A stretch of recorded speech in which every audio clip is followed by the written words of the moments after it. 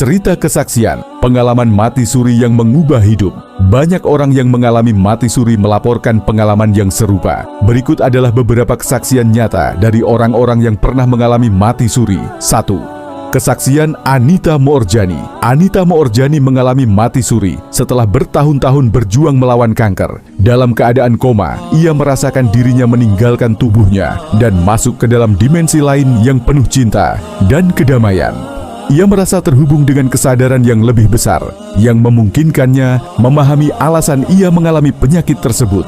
Setelah kembali ke tubuhnya, kanker yang sebelumnya menggerogoti tubuhnya tiba-tiba mulai menghilang, membuat dokter terheran-heran. 2. Pengalaman Eben Alexander, seorang dokter saraf doktor. Eben Alexander, seorang ahli bedah saraf, mengalami mati suri saat mengalami koma akibat meningitis parah. Sebagai seorang ilmuwan, ia sebelumnya skeptis terhadap pengalaman mati suri. Namun, saat dalam kondisi koma, ia mengklaim mengalami perjalanan ke dunia lain yang dipenuhi dengan cahaya, suara musik yang indah, serta sosok malaikat yang membimbingnya. Setelah kembali, ia menulis buku Bukti Surga yang menceritakan perjalanannya dan mengubah cara pandangnya terhadap kehidupan setelah kematian.